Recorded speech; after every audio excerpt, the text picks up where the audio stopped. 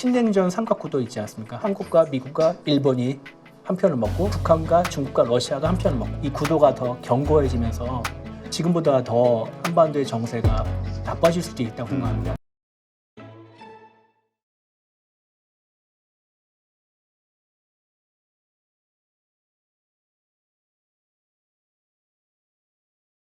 지금 세계적으로 6세대 전투기 개발과 관련해서 이슈가 좀 크게 떠오르고 있는데 이 F-47, 이 트럼프가 직접 선택을 했다 이런 이야기가 나오면서 상당히 관심을 좀 갖고 있는데 이게 가지는 어떤 의미가 있을까요?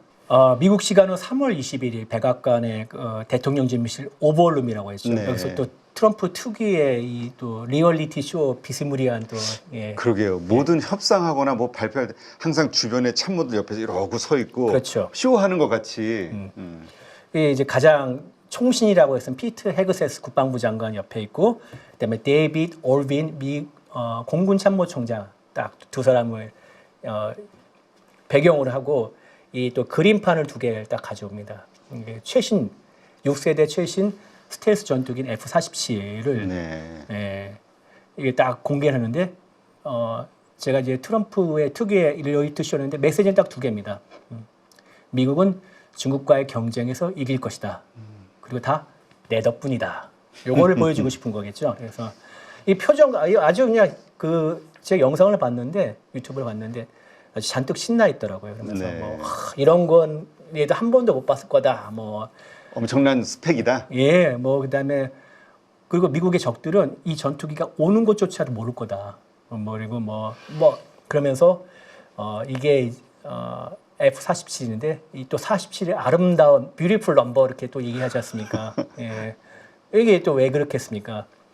47은 트럼프가 47대 대통령이니까. 예. 아예 미국 데이비드 올빈 참모총장이 옛날에 트위터로 이제 X에다가 이렇게 얘기했습니다. 47로 정한 거는 이제 넘버링 47로 정한 거는 세 가지 이유가 있는데 첫째 2차 대전 때 P-47이라는 썬더볼트라는 네. 전투기가 있는데 이게 아주 뭐 괜찮았다 그래서 그거를 기리는 의미가 있고 둘째 미 공군의 창설이 1947년이다. 그리고 이제 제일 중요한 게 셋째죠. 셋째 6세대 전투 개발을 지지한 트럼프 대통령이 47대이기 때문이다. 네. 예, 결국은 그래서 이 아부성 하는 게 그럴 수밖에 없는 게 이 F-47이 원래 NGAD 차세대 공중 지배라는 이름의 6세대 전투기 개발 계획이 전임 대통령인 바이든 때 개발비가 폭증한다 그래서 이거는 우리가 지금 결정한 게 아니라 다음 대통령이 결정해야 된다 해서 스톱을 시켰습니다. 약간. 네. 그렇기 때문에 트럼프가 얼쑤구나 좋다 해가지고 재개를 시키고 자신의 치적으로 내세우려고 하니까 미 공군 입장에서 고맙겠죠. 그래서 47을 헌정한 거라고 생각합니다. 근데 그 전투기 사실 그 요새 드론 우크라이나 러우 전쟁에서 드론의 그다음에 무인기의 어떤 위력이 막 드러나면서 저렇게 비싼 F-35 같은 현존 최강의 전투기 이거 다 좀 디스를 했었잖아요. 머스크 같은 경우. 그렇죠. 그럼에도 불구하고 이렇게 더 많은 비용을 들여서 더 비싼 이런 전투기를 왜 개발할까 이런 생각도 드는데 실제로 이 어떤 쇼로 어떤 정치적 어떤 의미로 끝날지 아니면 정말 개발 완료까지 가려는 의지가 미 행정부 내 국방부 내에 가득한 건지 궁금해요. 일단 이거는 이제 사인했고 그다음에 보잉이 사업자로 선정이 됐고 200억 달러 정도 예산을 투입할 것을 결정했고 이미 또 보잉은 F-47 이 수주를 위해서 세인트 루이스에 있는 그 낡은 공장을 현대화했습니다. 그리고 이 그러니까 침발라 놓는 격으로 각 주에 있는 그 하청업체에다가 부품 주문을 벌써 다 해놨기 때문에 예. 빼도 박도 못하고 빼도 박도 못하고 예 그런 단계입니다. 그리고 일론 머스크가 트럼프와 손을 잡고 아주 뭐 재미를 봤는데 지금 대표님도 아시다시피 일론 머스크의 위치가 아주 그냥 위험하죠. 정치적 위치가. 그러게 거의 뭐 부통령까지 그 압도하는 위치에서 요즘은 약간 좀 흔들리는 것 같아요. 예, 보도가 아주 너무 많습니다. 일론 머스크가 테슬라의 그 컨퍼런스 콜에서 실적이 정말 안 좋으니까 이제 다치 도지라고 하죠. 도지 예, 정보 효율부에서 일은 거의 다 끝났기 때문에 5월이면 뭐 돌아갈 것이다. 테슬라에 전념할 것이다. 이렇게 얘기했는데 물론 이제 자신의 기업, 주요 기업인 테슬라의 문제도 있지만은 트럼프와의 관계가 되게 소원해졌기 때문에 뭐 최근에 보면은 뭐 악시오스 노스 보면은 뭐 저 미 국세청 대행 문제 가지고 재무부 장관과 뭐 거의 WWE를 방불케 할 만큼 뭐 서로 욕설을 하며 싸웠다 뭐 이런 얘기도 있지 않습니까? 그러게요. 요새 뭐 베센트 장관하고 뭐 관련된 싸우는 뉴스들이 많이 나오더라고요. 그렇죠. 그러니까 그 워싱턴 주에서 사실 처음부터 트럼프와 머스크의 결별은 시간 문제라고 봤는데 일단 트럼프의 가장 강력한 어젠다 중에 하나가 중국 견제이지 않습니까? 그런데 그렇죠. 머스크는 사업상 그 중국과 연계성이 강하기 때문에 그래서 머스크가 미국 국방부로부터 그 대중국 전쟁 계획에 대해서 비밀 브리핑을 받으려고 하는데 트럼프가 노했다는 또 이런 보도도 있지 않습니까? 시간 문제였는데 결국 그게 현실로 드러난 것 같습니다. 네. 근데 예전에 그 레이건 대통령이 그 스타워즈 계획 발표하면서 엄청난 그 뭐라 그럴까요? 거의 SF 영화죠. 그렇죠. 막 예. 와, 이게 스타워즈라는 영화가 막 떠오를 정. 그러면서 과거 소련이 그걸 견제하고 그걸 또 쫓아가려다가 붕괴되는 그렇죠. 뭐 계기가 됐다 이런 분석들이 있었잖아요. 예, 그런 분석이 있습니다. 어떻습니까?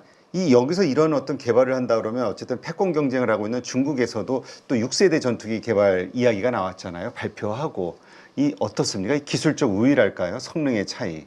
예.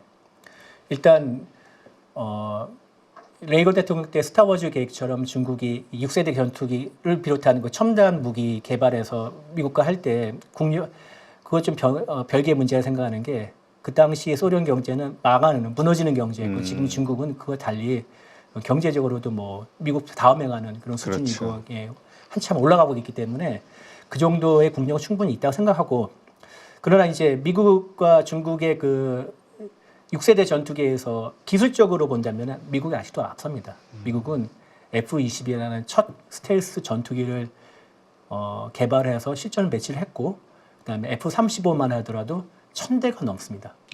지금 실전에 날아다니는 게. 근데 중국 같은 경우는 중국의 첫 스텔스 전투기가 J-20인데 이거는 2011년에 첫 비행했습니다. 그러나 F-22는 1997년입니다. 그리고 J-20은 지금까지 한 200대 정도라고 하네요. 그러니까 그래서 특히 중국의 문제는 엔진인데요. 전투기 엔진. 중국의 엔진 기술이 부족하니까 러시아의 전투기 엔진을 모방해가 역설계한다는 그런 평가를 받고 있는데 중국이 아직 소재 가공 기술이 좀 떨어져가지고 엔진 특히 그 터빈 블레이드라고 있습니다. 안에서 돌아가는 날개 부분 이게 전투기를 한번 엔진 가동하면 열이 되게 높고 있기 때문에 압력이 되게 세는데 이거를 견디지 못한다고 합니다. 아직까지. 근데 미국은 지금 하고 있으니까.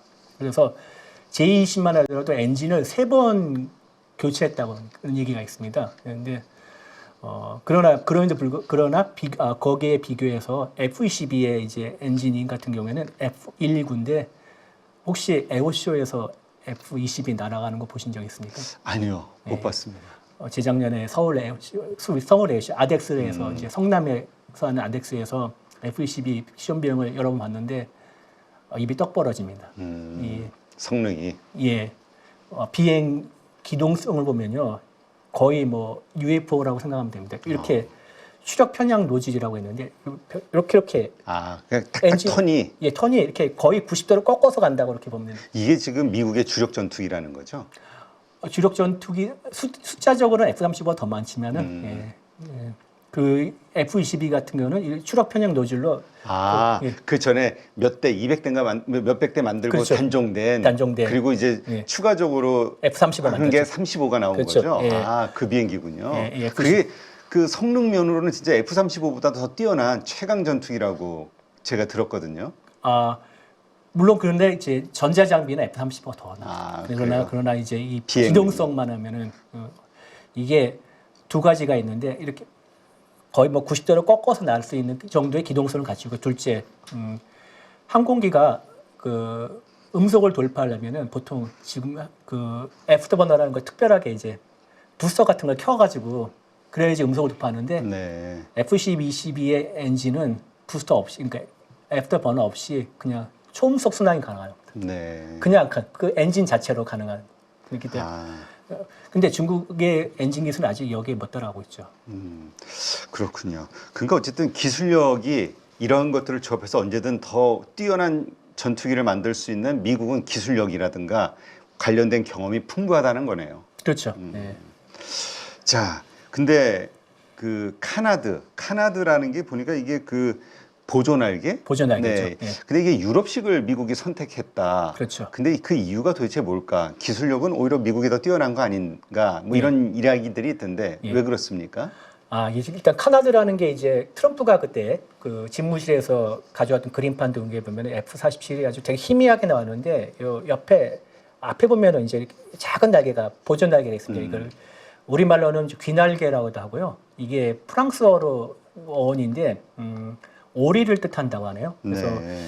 뭐 정확하지는 않지만 오리 머리 뒤쪽에 이렇게 깃털이 이렇게 삐쩍 나온 것 같다 이렇게 해가지고 그게 어원이라는 설도 있는데 하여튼간에 근데 미국 전투기는 카나드가 없었습니다. 네. 예, 물론 이제 F-106이라는 그 델타형 이렇게 삼각형 모양의 그 전투기 그 중에 이제 시험용으로 F-106X라는 게 있는데 거기에 카나드를 단 적이 있습니다. 그러나 실전에 투입한 전투기는 없습니다. 반면 유럽은 지금 웬만한 전투기는 다 카나드가 있죠. 프랑스의 라팔, 그다음에 영국, 독일, 이탈리아, 스페인이 합작해서 만든 유로파이터, 타이푼 같은 것도 카나드가 있고 스웨덴의 그리펜도 카나드가 있습니다. 그런데 미국 전투기는 없습니다. 카나드 같은 경우는 이게 달려 있으면요 양력이 좋아요. 그러니까 기술을 이렇게 살짝 들어 올려가지고 예, 양력을 높이는데 대신 속도가 줄고 또 스텔스 전투기에 카나드가 달리면은 스텔스성이 떨어진다고 레이더에 더 잘 잡을 수 있다고 그래가지고 중국의 유일한 스텔스 전투기인 J-20 같은 경우에는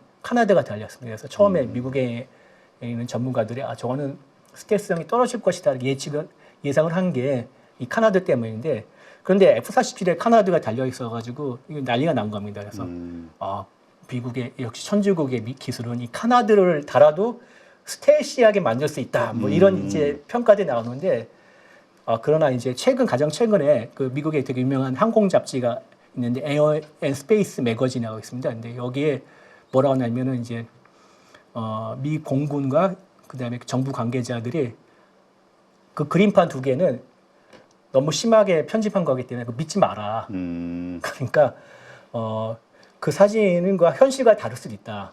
그리고 실제 모습이 카나드가 있냐고 물어봤는데 대답할 수 없다. 그러니까 카나드가 안 달릴 가능성도 있다는 얘기죠.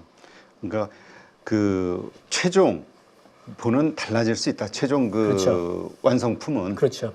네, 하여튼 뭐 미국과 중국 간의 이 여러 방면에서의 그 경쟁, 이건 뭐 진짜 나라의 운명을 걸고 하는 경쟁이니까 뭐 무서울 수밖에 없는데, 근데 이런 가운데에서 생기는 갈등, 그 다음에 또 여러 가지 요소들로 인해서 우리 한국도 지금 방산이 계속 부각되고 있잖아요. 그렇죠. 수혜받는 게 있을 거고 또 피해받는 게 있을 것 같아요. 이 미중 갈등 때문에. 예. 어떤 것들이 있을까요? 일단 저는 수혜가 더 크다고 생각하고요. 한국의 K방산이 이 발판을 마련해 가지고 도약할 수 있는 가장 큰 계기는 러시아 우크라이나 전쟁이죠. 네. 러시아나 우크라이나 전쟁 때문에 그 재무장 군비 경쟁이 촉발을 하면서 가성비가 좋고 납기를 잘 지킨 K방산이 부각했는데 미중 갈등이 특히 심해지면서 이 미중 갈등이 첨예하게 대립하는 지역이 여러 군데가 있습니다. 한반도, 그다음에 대만, 그리고 남중국해가 있는데 그리고 동중국해 이렇게 여러 군데가 있는데 이 남중국해 같은 경우에는 중국과 그다음에 동남아시아의 국가들이 소위 말하는 그 중국의 구단선이라 해가지고 남중국해에 있는 그 주요 섬들을 다 자기네 거 앞마당이라 생각하지 않습니까? 남중국해 그렇죠. 전체를 거의 대부분을 그렇기 때문에 동남아시아 국가들은 중국에 대해서 나름대로 대항할 수 있는 힘을 키워야 됩니다. 가장 대표적인 게 필리핀인데요. 네. 필리핀은 아예 지금 그 남중국해에 있는 섬 문제 가지고 지금 중국과 지금도 사투를 벌이고 있습니다. 물론 총무는 안 쏠다 뿐이지 중국의 해양 경비정이 필리핀의 관용선에 대해 물대포를 쏘고 이렇게 뭐 운항을 방해하고 뭐 앞을 가로막고 이런 일들이 비일비재하게 일어나고 있습니다. 그렇기 때문에 필리핀은 호라이존이라는 국방력 강화 프로그램을 개발하고 지금 추진하고 있는데 그래서 이제 도입하고 있는 게 한국으로부터 이제 군함을 사들이고 그다음에 또 지금 한국의 FA-50 경공격기 경전투기가 지금 가 있는데 그걸 또 추가로 산다든지 아니면은 지금 이제 막 개발을 거의 완성하고 있는 KF-21을 구매한다든지 이런 식으로 추가 소요가 있는 겁니다. 네. 그렇기 때문에 더 하고 물론 이제 약간의 미중 갈등 속에서 공급망의 문제 때문에 약간의 타격이 있을 수도 있으나 그거는 되게 극히 일부라고 생각하고요. 예. 그렇군요. 근데 이 미국이 중국에게 가하는 이 압박 이것이 심하면 심할수록 중국도 뭔가 돌파구를 찾아야 되니까 더 거기다 돈과 인력과 시간을 쏟아부으니까 점점 더 중국을 발전시키는 요소가 되는 거 아니냐 이런 비판적 시각도 있더라고요. 이게 효용성이 있냐? 예. 중국에 대한 그렇죠. 규제들이. 예.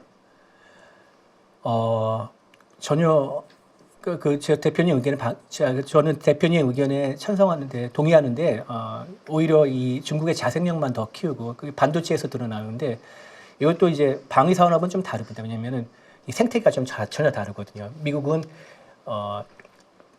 무기라는 거는 기본적으로 G2G입니다.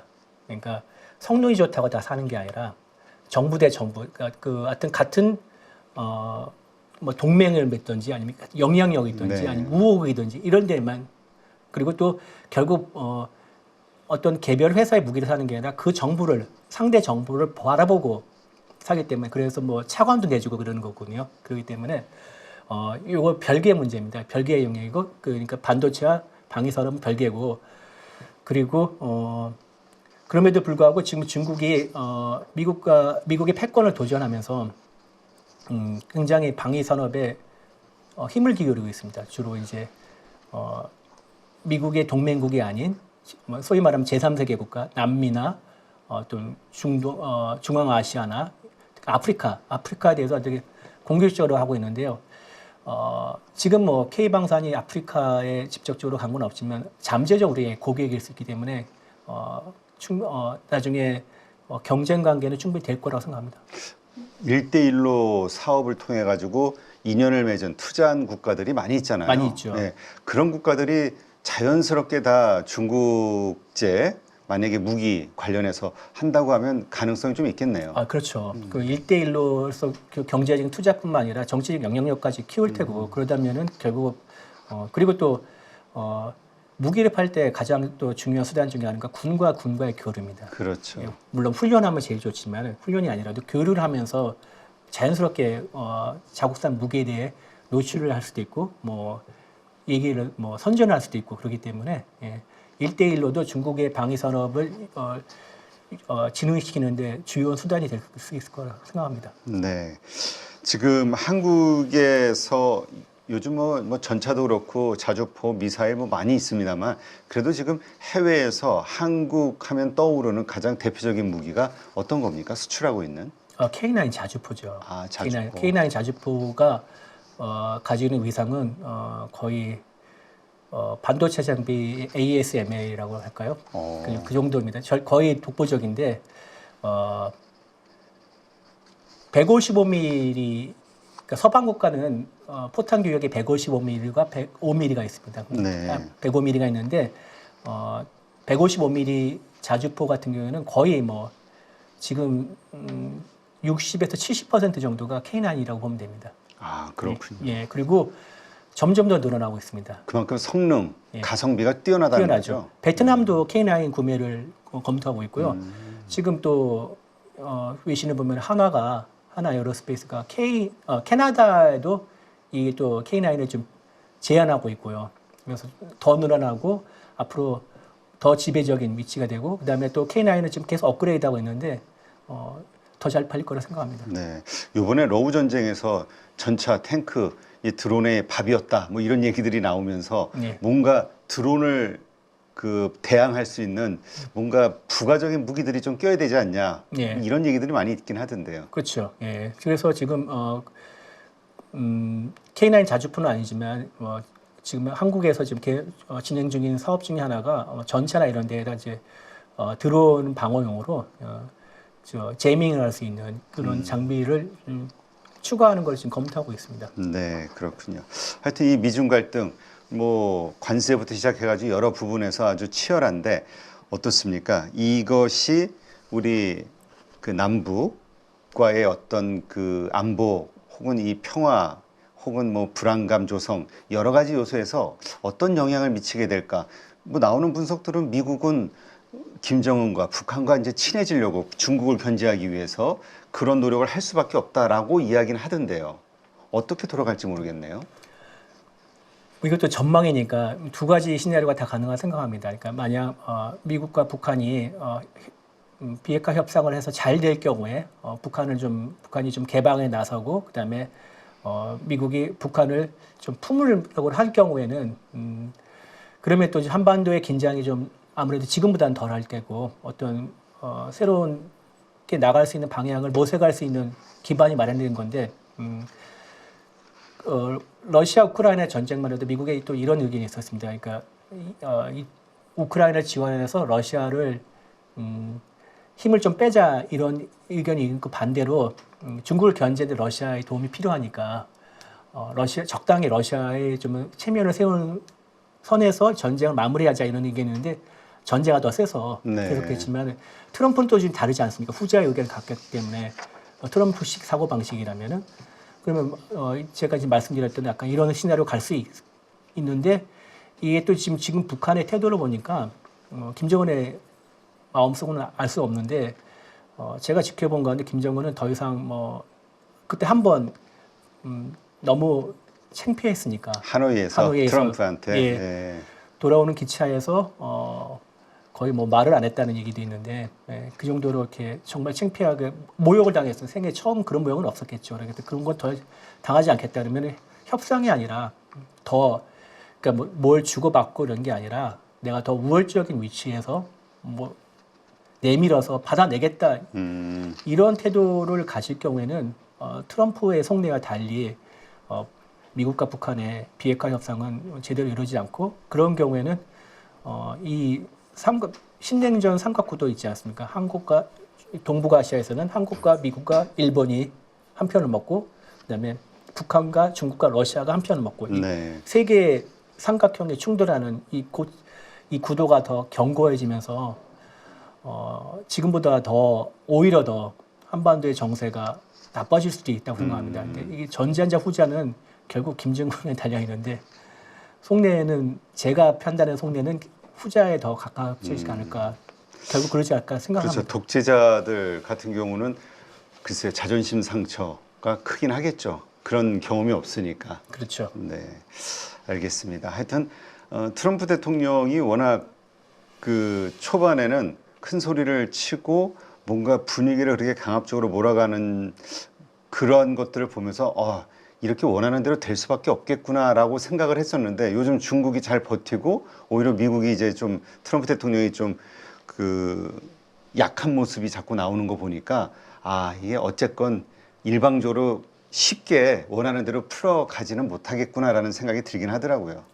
그 악마는 디테일에 있다고 하지 않습니까? 트럼프 대통령이 오랫동안 비즈니스를 하면서 판을 흔드는 건 잘하지만은 이거를 판을 흔들어 자기한테 유리한 방향을 이끌어내가지고 유리한 걸 얻어내는 거는 좀 부족하지 않나. 지금 특히 요즘에 하는 거 보면 그런 생각이 듭니다. 네, 전에 트럼프 대통령이 정말 사업을 잘했나라는 측면에서 나왔던 영상이 있었던 걸로 기억이 되는데 그때 어쨌든 파산을 몇 번 했던 걸로. 그렇죠. 예. 예. 그래서 그 트럼프 대통령의 그 부는 사실 그 파산한 거에 대한 세금 면제라든가 이걸 가지고 이룰군 거라는 그런 내용의 기사가 예. 갑자기 떠오르긴 하네요. 예.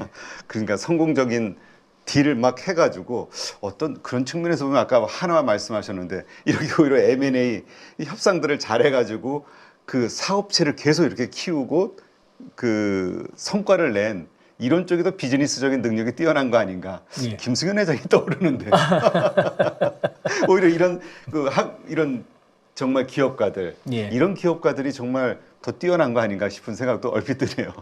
예. 네, 알겠습니다. 자, 이제까지 이철재 중앙일보 기자님과 함께했고요. 오늘 좋은 인사이트 고맙습니다. 감사합니다.